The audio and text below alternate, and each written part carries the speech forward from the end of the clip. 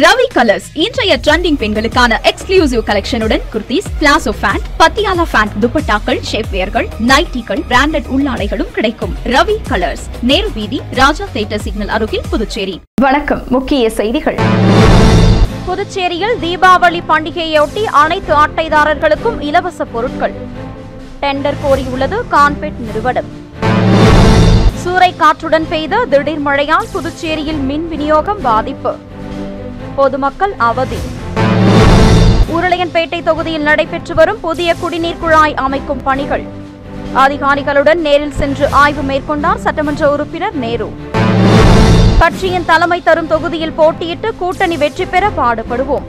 எதிர்க்கட்சித் தலைவர் சிவா பேட்டி. நம்ம பாண்டிச்சேரிக்கு ரிலையன்ஸ் ஃபேஷன் வேர்ல்ட் வந்தாச்சு. குவாலிட்டியான பிராண்டட் ஆடைகள் கம்மியான விலையில. எங்க தெரியுமா? அண்ணா சாலை ரத்னா தியேட்டர் பக்கத்துல இருக்க நம்ம ரிலையன்ஸ் ஃபேஷன் வேர்ல்ட் தான். இங்க கலெக்ஷன்ஸ் எல்லாமே ட்ரெண்டுக்கு ஏத்த மாதிரி இருக்கு. இப்போ தீபாவளி மற்றும் ஓபனிங் ஆஃபரா 1999 ரூபாய்க்கு மேல பர்ச்சேஸ் பண்ற அனைவருக்கும் Cello brand dinner set, John Players duffel bag மற்றும் அமெரிக்கன் டூரிஸ்டர் ட்ராலி பேக் போன்ற பரிசுகளும் இருக்கு. Reliance Fashion World, number 460, Anna Salai, Ratna theatre அருகில், புதுச்சேரி. இனி விரிவான செய்திகள். புதுச்சேரியில் தீபாவளி பண்டிகையை முன்னிட்டு அனைத்து ரேஷன் அட்டைதாரர்களுக்கும் இலவச பொருட்கள் வழங்குவதற்கான டெண்டர் அறிவிப்பு வெளியிடப்பட்டுள்ளது. புதுச்சேரியில் நீண்ட காலங்களாக மூடப்பட்டிருந்த நியாய விலைக் கடைகள் கடந்த தீபாவளிக்கு முன்பு திறக்கப்பட்டு அனைத்து ரேஷன் அட்டைதாரர்களுக்கும் இலவசமாக அரிசி வழங்கப்பட்டு வருகிறது. இந்நிலையில் மஞ்சள் நிற ரேஷன் அட்டைதாரர்களுக்கு 10 கிலோவும், சிவப்பு நிற அட்டைதாரர்களுக்கு 20 கிலோ அரிசியும் வழங்கப்படுகிறது. கடந்த 3 மாதங்களாக நியாய விலைக் கடைகளில் அரிசி வழங்கப்படுவதில்லை. அரிசிக்கு வேறு டெண்டர் கோரப்பட்டுள்ளது என்றும் விரைவில் நியாய விலைக் கடைகளில் விடுபட்ட மாதங்களுக்கும் இலவச அரிசியை தர அரசு நடவடிக்கை எடுத்து வருகிறது. இதனிடையே புதுச்சேரியில் தீபாவளி பண்டிகைக்கு இலவச பொருட்கள் தர அரசு திட்டமிட்டுள்ளது. இதற்கான அனைத்து பணிகளையும் கான்பெட் கூட்டுறவு நிறுவனம் செய்து வருகிறது. இதுகுறித்து கான்பெட் நிர்வாக இயக்குநர் ஐயப்பன் டெண்டர் அறிவிப்பை வெளியிட்டுள்ளார். அதில் புதுச்சேரி முழுவதும் தீபாவளிக்கு அனைத்து ரேஷன் அட்டைதாரர்களுக்கும் மளிகை, சர்க்கரை, எண்ணெய் இலவசமாக விநியோகம் செய்யப்பட உள்ளது என்றும் இந்த பொருட்கள் வழங்க குறுகிய காலம் மின் டெண்டர் விடப்படுகிறது என்றும் டெண்டர் எடுக்க விரும்புவோர் வரும் 3ஆம் தேதி மாலைக்குள் விண்ணப்பிக்கலாம் என்றும் தெரிவிக்கப்பட்டுள்ளது. கடந்த காலங்களில் தீபாவளி பண்டிகையை முன்னிட்டு இலவச சர்க்கரை மட்டுமே வழங்கப்பட்ட நிலையில் அடுத்த ஆண்டு சட்டமன்ற தேர்தல் வர உள்ளதால் இந்த ஆண்டு தீபாவளி பண்டிகைக்கு சர்க்கரையுடன் கூடுதலாக மளிகையும் எண்ணெயும் வழங்க அரசு முடிவு செய்துள்ளது குறிப்பிடத்தக்கது. புதுச்சேரியில் சூறைக்காற்றுடன் பெய்த கனமழையால் ஏற்பட்ட இடையூறுகளால் பொதுமக்களின் இயல்பு வாழ்க்கை பாதிக்கப்பட்டது. புதுச்சேரியில் கடந்த சில நாட்களாக காலை நேரத்தில் கடும் வெயில் வாட்டி வதைக்கும் நேரத்தில் மாலையில் வானம் இருண்டு கருமேகங்கள் சூழ்கிறது. இதையடுத்து அவ்வப்போது லேசான மழையும் பெய்து வருகிறது. இதேபோல் செப்டம்பர் 25ஆம் தேதி மாலை நேரத்தில் வானம் இருண்டது. மேகமூட்டத்துடன் குளிர்ந்த காற்றும் வீசியது. ஆனால் மழை பெய்யவில்லை. இரவு 7 மணிக்கு சூறைக்காற்று வீசியது. அப்போது லேசான மழை பெய்தது. இதனையடுத்து இரவு 8 மணிக்கு மழை கொட்டி தீர்த்தது. சுமார் 1 மணி நேரம் கனமழை பெய்த நிலையில் இந்த திடீர் மழையால் சாலைகளில் மழைநீர் பெருக்கெடுத்து ஓடியது. இதனால் வாகன ஓட்டிகள் கடும் அவதிக்குள்ளாகினர். தாழ்வான பகுதிகளில் மழை வெள்ளம் தேங்கியது. சூறைக்காற்றுடன் மழை பெய்ததால் பல இடங்களில் மின்தடை ஏற்பட்டது. மழை குறைந்ததும் தேங்கிய மழைநீர் வெளியேறியது. அதன் பின்னரே மின் விநியோகம் சீரானது. சூறைக்காற்றால் நகரின் சில இடங்களில் மரக்கிளைகள் முறிந்து விழுந்தது. புவன்கரை வீதியில் மரம் சாய்ந்து சாலையில் விழுந்தது. இதனால் போக்குவரத்து பாதிக்கப்பட்டது. பொதுமக்கள் தொடர்ந்து அந்த மரத்தை அகற்றினர். இதேபோல் நெல்லித்தோப்பு பெரியார் நகரில் அரசு பள்ளி அருகே இருந்த மரம் ஒன்று சாய்ந்தது. இதனால் அந்த பகுதியில் மின் விநியோகம் பாதிக்கப்பட்டது. தீயணைப்பு வீரர்கள் அந்த மரத்தை வெட்டி அப்புறப்படுத்தினர். நகரப்பகுதியை தொடர்ந்து புறநகர் மற்றும் கிராம பகுதிகளிலும் கனமழை பெய்தது. பலத்த காற்றுடன் மழை பெய்ததால் பெரும்பாலான பகுதிகளில் மின் இணைப்பு துண்டிக்கப்பட்டது. கிராமத்தின் சாலைகளில் மழை நீர் வெள்ளம் போல் ஓடியது. இதனால் பொதுமக்கள் கடும் அவதிக்கு உள்ளாகினர். உருளையன்பேட்டை பகுதிகளில் பொதுப்பணித்துறை மூலம் அமைக்கப்பட்டு வரும் புதிய குடிநீர் குழாய்கள் அமைக்கும் பணிகளை தொகுதியின் சட்டமன்ற உறுப்பினர் நேரு அதிகாரிகளுடன் நேரில் சென்று ஆய்வு மேற்கொண்டார். புதுச்சேரியில் உருளையன்பேட்டை தொகுதிக்குட்பட்ட கோவிந்த சாலை பகுதியான பள்ளிக்கூட முதல் குறுக்கு வீதியில் குடிநீரின் நிறம் மாறி பழுப்பு நிறமாக வருவதாக தொடர்ந்து புகார் வந்தது. இதனையடுத்து பள்ளிக்கூட முதல் குறுக்கு வீதியில் புதிதாக குடிநீர் குழாய்கள் அமைக்க வேண்டும் என்று சட்டமன்ற உறுப்பினர் நேரு கோரிக்கையை தொடர்ந்தார். இதனையடுத்து பொதுப்பணித்துறை பொது சுகாதார குடிநீர் வழங்கல் பிரிவு மூலம் புதிய குடிநீர் குழாய் அமைக்கும் பணிகள் நடைபெற்று வருகிறது. இந்த பணிகளை தொகுதியின் சட்டமன்ற உறுப்பினரும் பொதுப்பணித்துறை அதிகாரிகளும் ஆய்வு மேற்கொண்டனர். மேலும் புதிதாக அமைக்கப்படும் குடிநீர் குழாய்கள் தரமாகவும் அதிக வருடங்கள் தாங்கும் அளவுக்கு தரமான குழாய்களை அமைக்க வேண்டும் என்றும் அதிகாரிகளை அவர் கேட்டுக் கொண்டார். மேலும் புதிய குடிநீர் குழாய்களை அமைத்து சுத்தமாகவும் சுகாதாரமாகவும் அனைத்து பகுதி மக்களுக்கும் குடிநீர் வழங்க நடவடிக்கை எடுக்க வேண்டும் என்றும் சட்டமன்ற உறுப்பினர் நேரு அதிகாரிகளிடம் கேட்டுக் கொண்டார். இந்த ஆய்வின் போது புதுச்சேரி அரசு பொதுப்பணித்துறை பொது சுகாதார குடிநீர் வழங்கல் பிரிவு உதவி பொறியாளர், இளநிலை பொறியாளர், ஆய்வாளர் மற்றும் பொதுப்பணித்துறை அதிகாரிகளும் ஊழியர்களும் மேலும் அப்பகுதியைச் சேர்ந்த முக்கிய பிரமுகர்கள், நிர்வாகிகள் பலர் உடன் இருந்தனர்.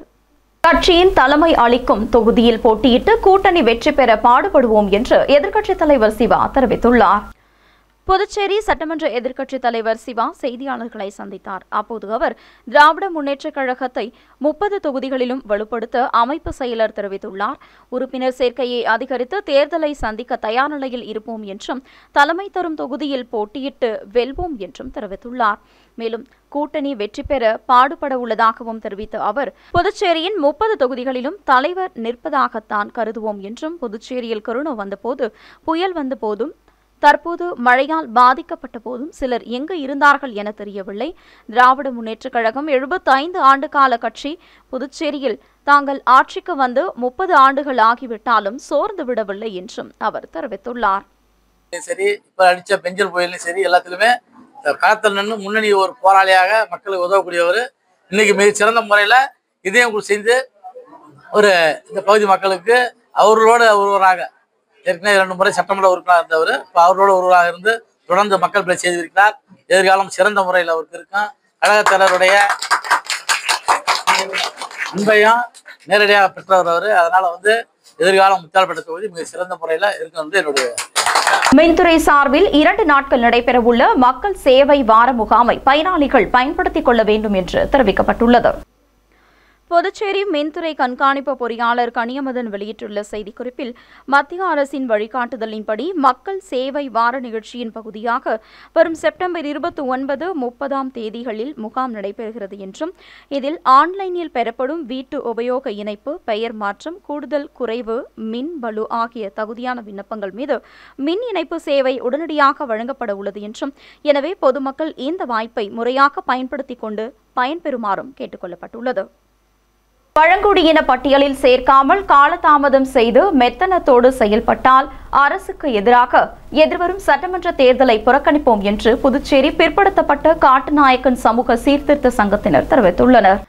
புதுச்சேரியில் பிற்படுத்தப்பட்ட காட்டுநாயகன் சமூக சீர்திருத்த சங்கத்தின் தலைவர் சுரேஷ் மற்றும் செயலாளர் கண்ணன் ஆகியோர் தேசிய பட்டியலிடப்பட்ட பழங்குடியினர் ஆணையத்தின் உறுப்பினர் ஜதது ஹசனை நேரில் சந்தித்து மனு அளித்தனர். அந்த மனுவில் புதுச்சேரியில் கடந்த 2023 ஆண்டு காட்டுநாயக்கன், மலைக்குறவன், குருமன்ஸ், எர்குலா ஆகிய 4 சமுதாய மக்களையும் பழங்குடியின பட்டியலில் சேர்ப்பதற்கு வேண்டிய ஆதாரங்களை இணைத்து கோப்புகளை மத்திய அரசிடம் அனுப்பியது.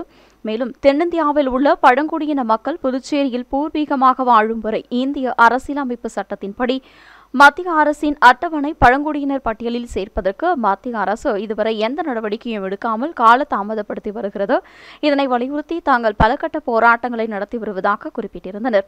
மேலும் மத்திய அரசின் கவனத்திற்கு கொண்டு செல்ல கவன ஈர்ப்பு ஆர்ப்பாட்டம் நடத்தியதாக தெரிவித்துள்ள அவர், இதனைத் தொடர்ந்து இந்த 4 பழங்குடியினர் மக்களின் கோரிக்கையை ஏற்று அந்தந்த பகுதிகளை நேரில் சென்று ஆய்வு மேற்கொண்டு தேசிய பட்டியலிடப்பட்ட பழங்குடியினர் ஆணைய உறுப்பினரை சந்தித்து நன்றி தெரிவித்தனர். தங்களின் கோரிக்கையை நிறைவேற்றுவதாக அவர் உறுதியளித்ததை தொடர்ந்து அவருக்கு நன்றியையும் தெரிவித்தனர். இதனைத் தொடர்ந்து மத்திய அரசு மென்மேலும் காலதாமதம் செய்யும் பட்சத்தில் காட்டுநாயக்கன் சமூக சீர்திருத்த சங்கம் சார்பில் இந்த 4 பட்டியலின மக்களும் எதிர்வரும் 2026 ஆண்டு சட்டமன்ற தேர்தலை வாக்களிக்காமல் புறக்கணிப்பு செய்வோம் என்றும் அவர்கள் தெரிவித்துள்ளனர்.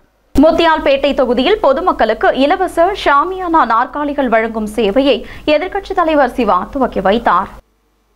முத்தியால்பேட்டை தொகுதியில் மக்களின் இல்லங்களில் நடைபெறும் நிகழ்ச்சிகளுக்கு தேவையான ஷாமியானா நாற்காலிகள், டேபிள், ஐஸ் பாக்ஸ் இலவசமாக அமைத்து தரப்படும் என்று முன்னாள் சட்டமன்ற உறுப்பினர் நந்தா சரவணன் தெரிவித்திருந்தார்.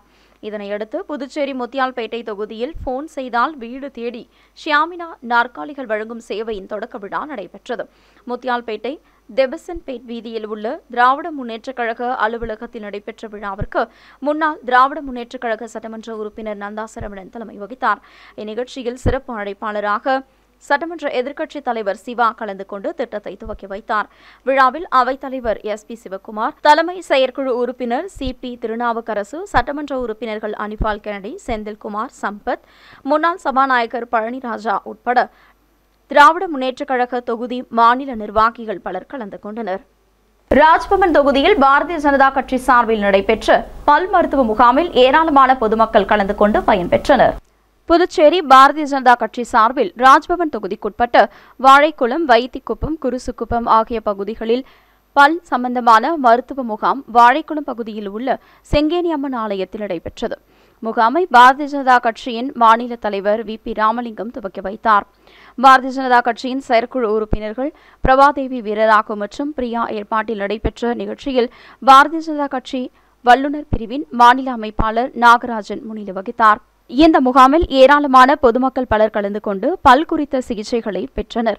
அவர்களுக்கு பல் மருத்துவர்கள் கோட்டீஸ்வரன் தலைமையிலான மருத்துவ குழுவினர் சிகிச்சை அளித்து மருந்துகளும் மாத்திரைகளையும் பல் சம்பந்தமான ஆலோசனைகளையும் வழங்கினர். தொடர்ந்து செங்கேனியம்மன் ஆலய வளாகத்தில் பாரத பிரதமர் நரேந்திர மோடியின் பிறந்தநாளை முன்னிட்டு தனது தாயார் கண்ணம்மா பெயரில் பாரதிய ஜனதா கட்சி தலைவர் VP ராமலிங்கம் மரக்கன்றுகளை நட்டார்.